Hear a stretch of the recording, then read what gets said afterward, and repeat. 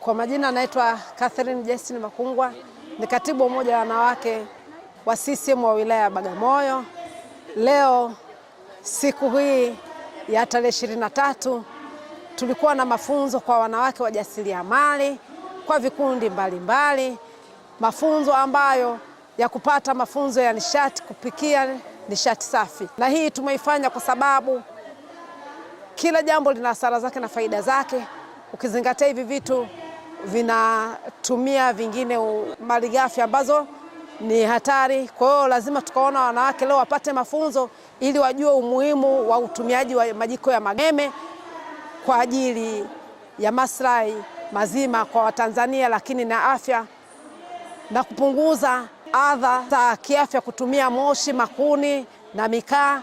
Yote hii ni katika kuingia kwenye mkakati wa kupunguza athari za utunzaji wa mazingira.